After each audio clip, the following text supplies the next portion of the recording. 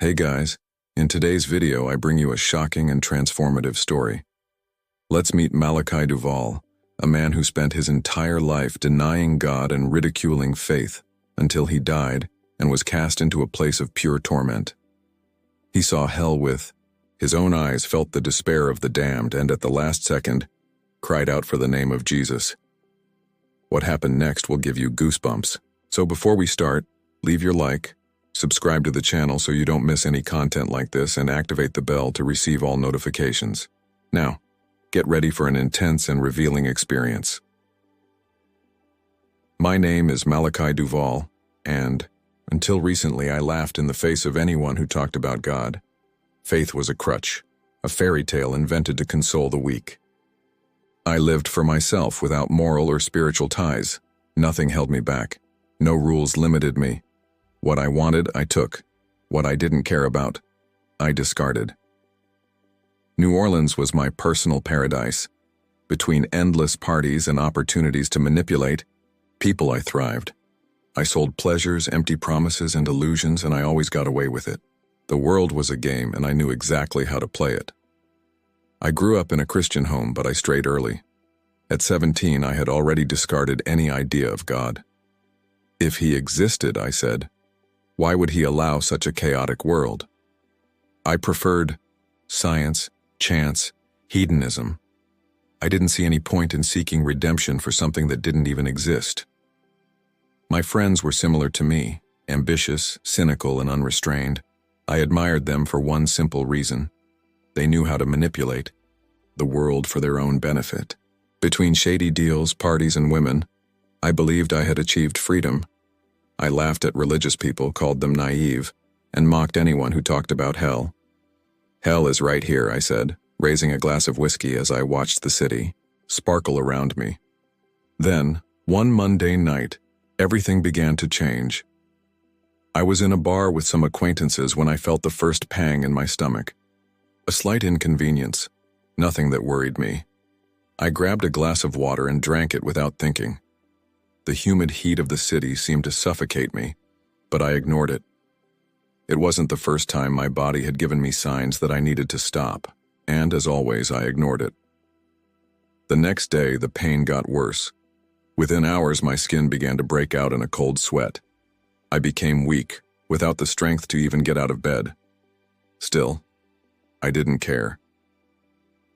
3 days later, my body no longer responded. And that night, in the suffocating silence of my room, I understood what true fear was. I writhed on the bed, my body a prison of pain and weakness. My stomach was empty, but it continued to churn as if trying to expel something that no longer existed. My skin burned, sticky, and my eyes seemed to sink into my skull.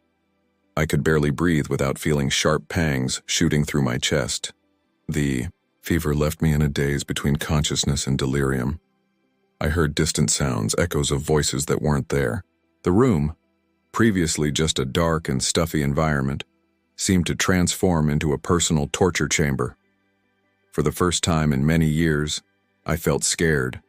Not the banal fear of losing money or status, but a deep, instinctive dread. Something inside me whispered that I was about to cross an invisible line from which there was no return, but I didn't want to believe it. I was Malachi Duvall, the one who didn't bend, who laughed at the fragility of others. I couldn't die like this, from something as ridiculous as an infection. At one point, my vision felt blurry. The walls of the room seemed to move away. Time slowed, and a strange noise, like a low, oscillating hum, filled my ears. My heart hammered in my chest, but each beat seemed weaker than the last. I tried to move, to call someone, but my mouth wouldn't obey. The darkness began to close in around me. It wasn't the kind of darkness we feel when we close our eyes. It was something denser, more absolute, as if it was swallowing everything around me. Then, it happened. The pain disappeared. The feverish heat disappeared. The weight of my body melted away. For a moment, I felt light, almost free. And when I opened my eyes again, I saw myself. My body was there, motionless on the mattress. My eyes half open, skin pale as a corpse. But I was above him, I was outside Cher. A wave of panic washed over me. I couldn't be dead. This wasn't real. That couldn't be happening. But it was. I floated above my own body, unable to comprehend what was happening. Panic rose within me like an overwhelming tide. I wanted to scream, but I had no voice. I wanted to hold on to something, but my hands passed through the air as if I were made of fog. The scene below was terrifying. My body was motionless, breathing non-existent. My half-closed eyes stared at the ceiling with an emptiness that only the dead know. This cannot be happening. I tried to return to my body, to throw myself into it, to force my soul to attach itself to the flesh again. But nothing worked. Each attempt was like punching the wind. I was just an observer. The room began to change. The walls seemed to dissolve into undulating shadows. The ceiling opened as if it were made of smoke, and above me a vast dark void stretched out, sucking in all the light. And then I was pulled. There was no resistance. An invisible force snatched me away, pulling me out of that room. The material world disappeared, and I was thrown into a space where there was nothing. No color, no sound, no shape. Just pitch black, a place without time or matter. My mind screamed that it didn't make sense. I was a rational man. I always believed that death was an absolute end, a turning off of the lights. But now here, conscious and alone in the middle of nowhere, my logic was shattering like glass. Then in the distance appeared a point of light. Small at first, but growing, pulsing, becoming more and more intense. An indescribable sensation began to envelop me. Like a soundless music, a melody that I could not hear with my ears but felt in my very essence. I didn't understand the lyrics of the song, but you knew what she said. It was a message. You wasted your life. The words pierced my soul like a sharp blade. Images began to form within that light. Images myself. My entire life was about to be revealed before me. The light expanded around me, intense but not blinding me. I wasn't just watching. I was feeling. The first scene appeared before me. I had 5 years old. I was sitting on the floor of my living room, disassembling a toy truck while my mother watched me from the kitchen. I could feel the safety of that moment, the smell of cornmeal cake baking, the soft sound of the radio playing in the background. But then the scene changed. Now I had 8 years. My father, a strict and stern man, stood before me, his face heavy with disapproval. I could hear his sharp voice. "Stop crying, Malachi. Men don't cry." I saw myself on the outside, a frail boy holding back the tears in his eyes, swallowing the pain. It was there that I learned to stifle my emotions. The images began to speed up. My childhood, my adolescence, every choice I made, not just what I did, but why.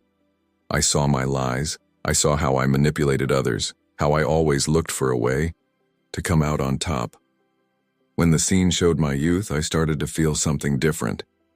Every time I cheated, I felt the pain of the deceived person. Every time I felt the broken heart of the betrayed person. It was unbearable.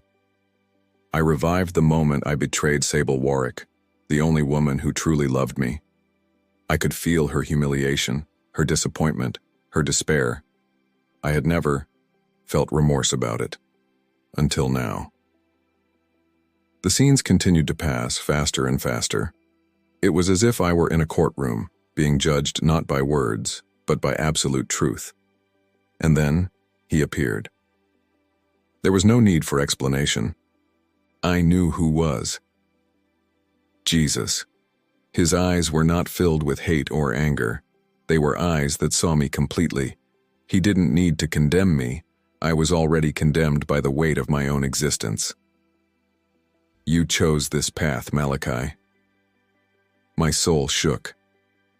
And before I could say anything, before I could plead for mercy, the floor disappeared. I fell. The scream caught in my throat as I was pulled down with an indescribable force. The heat increased around me, and the light that once enveloped me disappeared completely. I was falling through darkness, an absolute void that stretched in all directions. The wind cut into my face, but it was no ordinary wind. He brought with him whispers, voices of despair, of fear, of condemnation. He sent us one more. Ah, how I love it when arrogant people come here. This one has had a taste of power on earth. Let's see how he fares down here. The voices surrounded me, but I couldn't see anything beyond the darkness. The smell of sulfur and burning flesh filled the space around me, making every breath torture. Suddenly, I stopped falling. My feet touched something solid, but it didn't feel like ground. The surface was hot, uneven, pulsating. It was as if she were alive, moving beneath me. One colossal door, black as space, rose in front of me. It had no handles or hinges, but the moment I looked at her, opened by itself, creaking as if it were being ripped in half. And then, I saw it. On the other side of the door, there was a world of absolute horror. The sky was a dark red, no sun, no moon, just a vast expanse of fire and moving shadows. The floor was made of something that writhed and groaned as if it were alive and in agony. Twisted structures rose in the distance, towers of black stone covered in strange symbols lit by flames that sprouted from nowhere. And then I felt their presence. Demons. Indescribable creatures began to emerge from the darkness. Their bodies were changeable, as if they were constantly reforming themselves. Some had humanoid shapes, but their eyes were reptilians, cold and soulless. Others looked like distorted beasts, hybrids of flesh and shadow. One of them approached. He was tall, slender, with greenish, scaly skin. Its eyes were glowing slits, and its mouth, full of sharp fangs, opened into a sadistic smile. "Welcome, Malachi." I tried to run, but there was nowhere to run. My feet were stuck to the hot, pulsing floor as if invisible forces were stopping me from moving. The demon in front of me continued to stare at me, a wicked smile plastered on his twisted face. "You don't seem so arrogant now, Malachi." My mind was screaming at me to run away, to fight, to do anything, but my body wouldn't obey. Fear consumed every fiber of my being. I felt like that thing didn't just see me, it knew all about me. Other creatures began to approach. Some crawled like giant insects, their bodies covered in spines and rotting flesh. Others crawled along with legs that were too long, eyes like slits that glowed in the dark. They all watched me with sick interest. "Does he want to see what we have prepared for his kind?" a grotesque voice asked. The reptilian-eyed demon, the one who seemed to be leading the others, laughed. "Oh, he'll see. He needs to see." The thing grabbed me by the arm with extraordinary strength and dragged me effortlessly. The ground seemed to stick to my feet as I was pulled down a dark road, full of shifting, writhing shadows. It was then that I saw the Valley of Torment. It was a landscape of pure despair. The valley was surrounded by walls of fire that did not burn stone but people. They screamed and screamed, their faces twisted in pain. Some figures were trapped in transparent cubes, like glass cages, being forced to relive their sins. Repeatedly. Recognized some of them. A corrupt pastor that I had already seen on TV, famous for deceiving its faithful. He was locked inside a chamber where every moment his mouth filled with melted coins, burning his throat as he tried to spit and scream. Further on, I saw a man in an expensive suit, probably a powerful businessman in life. Now he was forced to crawl in the mud, being humiliated and mocked by creatures who treated him as he treated others. Then I saw Adolf Hitler. He was there, trapped inside a burning furnace, his skin regenerating repeatedly, only to be consumed by fire once more. The faces of his victims surrounded him, murmuring words of accusation in forgotten languages. My entire body was shaking. "This place is not a myth," the demon said in my ear. "And this is where you will rot." My heart was racing in my chest, but I knew he wasn't there anymore. It was an instinctive reaction, a reflection of what I would have felt if I were still alive. But there, in that place, fear was not just an emotion, it was a presence, an overwhelming force that clung to me like invisible claws, suffocating any hope. The demon with reptilian eyes, who seemed to delight in my despair, pulled me deeper into the valley. "Now you understand, don't you?" he whispered, his voice filled with something that sounded like satisfaction. "Everything you believed in was a lie. You laughed at hell. You thought it was a fairy tale. But look around you, Malachi. Look closely. You are no longer a spectator. Now you are one of us." I wanted to scream that I wasn't there, that I didn't belong there, but deep down I knew that yes, I belonged. I had no excuses, no arguments. All my life I had chosen exactly this destiny. The heat was unbearable.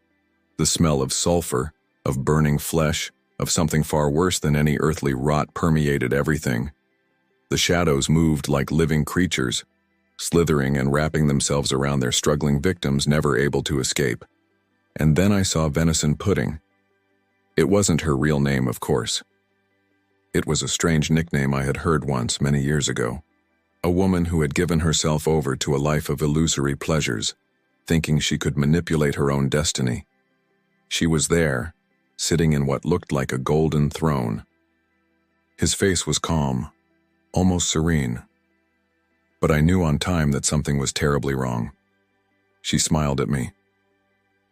"See, Malachi," he said, his voice sweet and calm. "Hell isn't that bad." I wanted to believe it. I wanted to convince myself that this was a hallucination, but then something moved behind her. Shadows fell from the throne walls, slithering like black serpents, and then devoured her alive. She tried to scream, but darkness covered her mouth. The golden glow of the throne disappeared, revealing the truth. She was always in agony, always being consumed, but deluded by a false sense of pleasure. It was a trap. I understood then. Hell not only surrounded, he cheated. He made you believe you were safe, until it was too late. And I was about to be arrested there, forever. Chisti. Illusion crumbled around me, and I knew without a shadow of a doubt that this was the end.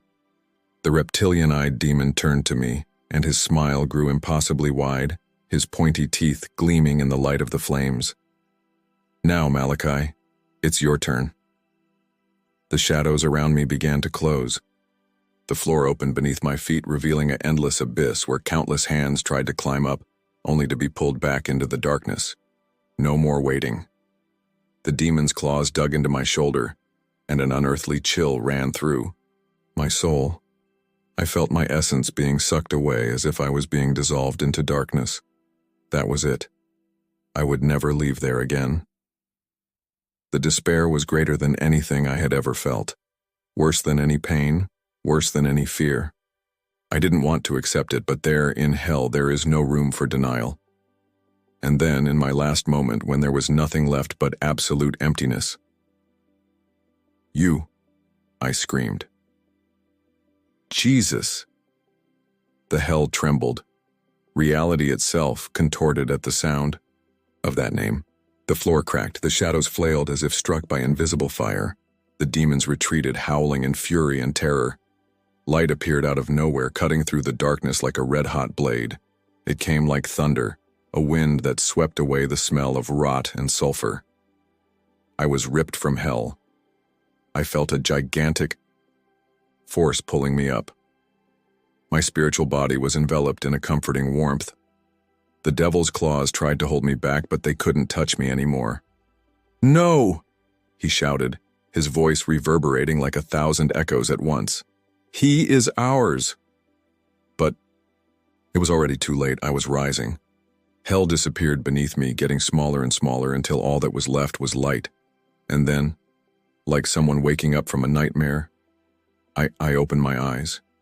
The smell of the hospital was the first thing I smelled. The beeping of monitors filled the silence around me. The heat of hell still seemed to burn my skin, but now there was something more. Something different. One cold breeze. He crossed the room, and for the first time I knew I wasn't alone. The air entered my lungs as if it were the first time I had taken a breath in my life. My throat was dry, my skin was covered in cold sweat, and every muscle in my body was shaking as if I had just escaped a fire. But I was alive. I had returned. The hospital around me felt unreal. The white walls, the devices attached to my body, the dim light from the lamp in the corner of the room. All of this seemed small, insignificant, after what I had just experienced. My eyes filled with tears without me knowing why. Hell was still fresh in my memory. The smell of sulfur, the screams, the reptilian eyes of the demon that tried to drag me away forever. I wanted to get up. I wanted to get out of there, but my body was too weak. All I could do was slowly turn my head to the side. And that's when I saw a man sitting in the armchair next to the bed. He had dark skin, gray hair, and a deep look, filled with a seriousness that I couldn't decipher. He was wearing a simple shirt and twill pants, nothing that caught the eye, but his eyes pierced me. "You're back," he said bluntly. His voice was deep but not hostile. I tried to speak, but my throat felt like sandpaper. All that came out was a hoarse, choppy sound. "Drink this," the man said, taking a glass of water from the table next to me and bringing it to my mouth. I swallowed with difficulty, but it was enough to give me some strength back. Where am I?" My voice was weak, shaky. "At New Orleans Central Hospital. Your neighbor found you barely alive and called the ambulance. You survived by a miracle." The word miracle had hit me hard. The experience came back in a whirlwind. Hell, the despair, the name of Jesus pulling me out of the darkness. My eyes widened. "I've been there," I murmured. I saw hell." The man didn't seem surprised. He just nodded slowly. "I know," he said. "God sent me here to help you." My heart almost stopped. Those words kept echoing in my mind. "God sent me here to help you." I stared at that man for a few moments, trying to understand if it was real or if I was still trapped in some nightmare. My eyes roamed his face, searching for any hint of lies or insanity. But there was something about him, an unshakable certainty, as if he knew much more than he was saying. "Who are you?" My voice was weak, almost a whisper. He smiled lightly, a serene, unhurried smile. "I am Pastor Elijah Carter, and you, Malachi Duval, have been rescued by something far greater than you can now comprehend." My entire body tensed as I heard my name coming out of his mouth. I had never seen him before. How did he know who I was? "I don't believe it," I mumbled, still trying to process everything. The pastor tilted his head. "What don't you believe? The hell you just witnessed? The voice that got you out of there, or the name that shook that place?" His words hit me like a blow to the stomach. I wanted to deny it. I wanted to say that it had all been a delusion of my fevered mind, but I couldn't. It was real. I knew it was real. I swallowed hard and closed my eyes for a moment. "I still smell the sulfur," I whispered. "I still hear the screams." "And you'll never forget," the pastor responded calmly. "But it was brought back for a reason." I stared at him, waiting for him to continue. "You have seen hell, Malachi. Now you must see heaven." My heart jumped in my chest. "Heaven?" Pastor Carter just smiled and leaned back in his chair. "Rest, son. Soon you will understand everything." The words seemed simple, but I knew this was just the beginning. That night I tried to sleep, but sleep didn't come. Every time I closed my eyes, I saw the shadows creeping. I heard the screams of hell. I felt the claws of the demons trying to pull me back. The smell of sulfur still seemed to permeate my skin, and no matter how much I tried to shake the memory away, it was there, alive, pulsating, burning my mind like glowing embers. Hours passed, and I continued to lie there, staring at the white ceiling of the hospital, feeling the crushing weight of my experience. Why me? I spent my entire life denying God, mocking faith, living for myself. Why would he save me? Around 3 in the morning, something happened. I felt a cool breeze come in through the window. The freezing air contrasted with the suffocating heat I still felt in my body. I closed my eyes for a moment, and when I opened them, I was no longer in the hospital.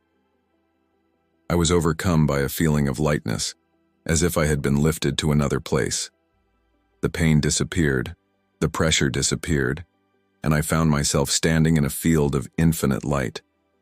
The ground beneath my feet felt like it was made of something that wasn't exactly solid, but it supported me. The sky above me was a shade of blue I had never seen before, as if it had a life of its own. And then I heard. It wasn't just a sound. It was a harmony, a music that flowed through the air, penetrated my soul, transformed me. Each note contained a truth I couldn't explain but felt. And that was when we as beings of light, figures that appeared human, but radiated a radiance so pure that my mortal eyes could not bear it. There was an inexplicable feeling there, peace, love, something hell could never know. In the center of that field, a figure stood out, majestic but without arrogance, powerful but full of kindness. I knew who he was before I even saw him fully. Jesus. My spiritual body shook. I didn't know what to do. I didn't deserve to be there. I had been to hell.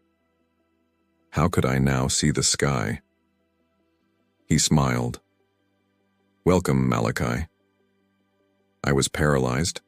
I didn't know what to do, what to say, or even if I should even look at him. The weight of my life fell on me in that instant. I've been to hell. I deserved hell. But there it was. He, looking at me with love, and not with the condemnation I expected. My legs gave way, and I fell to my knees before him, unable to support my own weight. Hot tears streamed down my face, and for the first time since returning, I cried not out of fear but out of regret. I am not worthy of this. My voice broke. I lived against you. I denied you. I did horrible things. He just watched me with a look that seemed to pierce my entire soul. There was no judgment there, but there were no lies either. You have seen the truth, Malachi. He approached, and his presence was like an ocean of love, but not a weak, sentimental love. It was a love that saw everything, every mistake, every sin, every wrong choice, and yet offered redemption. What you saw in hell was not an unfair punishment. You were destined for that because you chose yourself away from me. I felt a lump in my throat. And yet you saved me. He knelt before me, as if we were on equal footing, which was absurd. I was nothing before him. You cried out to me, and I came. My tears fell heavy.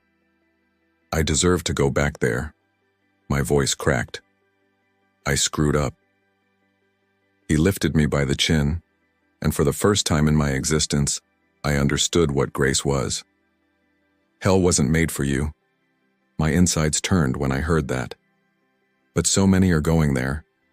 I saw. You knew. Try, he confirmed. Because they don't know the truth. Because they make their choices without knowing the fate that awaits them. The pain took me. Hell was not an invention, it wasn't a metaphor, it was real. And people were going there every day not knowing there was a way out. Then Jesus spoke again. Now go, Malachi. Tell us what you saw, before it's too late. Light grew around me. The light field dissolved. The heavenly music became a distant echo, and I woke up in the hospital, panting, sweating cold, his words burning inside me. I had to tell the truth. Hell was real, heaven was real, and the choice was ours. The hospital air felt different now. Every sound, every smell, every little sensation had a weight I had never felt before. I was no longer the same. I lay there for a few minutes, trying to understand everything that had happened. The memory of hell was still alive inside me, as real as the white ceiling above my head.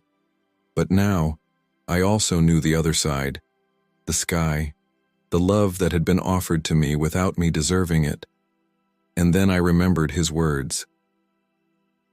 Now, go, Malachi. Tell us what you saw, before it's too late. My body was weak, but a different force was driving me. I needed to speak. I needed to warn you. People needed to know. Pastor Elijah Carter entered the room at that moment, as if he knew I was ready to speak. His eyes met mine and he smiled slightly. You saw it, didn't you? I swallowed hard. My lips were dry. I just nodded. He sat next to my bed, watching me patiently. Then you know what you need to do now. My heart raced, I knew, but part of me still resisted. Who would believe me? A man who spent his life mocking faith now coming back and saying he's seen hell and heaven. I would be called crazy. They will ridicule me, I murmured. Chandra. Carter smiled, shaking his head. And didn't you ridicule those who believed before? The words hit me like a blow. He was right. I had spent years mocking the faith of others. Now, it was my turn to face the same. I closed my eyes for a moment and took a deep breath. The fear didn't matter, not after what I saw. When I opened my eyes again, I looked at the pastor and spoke firmly. I'll tell you, I'll let you know. He nodded slowly. Then may God give you strength, Malachi. The world needs to hear. From that day on, my life was never the same. I became one living testimony of the reality of hell and the grace of God. And it's my story. If you like this beautiful spiritual testimony, leave a like, comment on your impressions, subscribe to the channel, and don't forget to activate the notification bell to watch each new video and help us spread this message to a greater number of people. Until next time.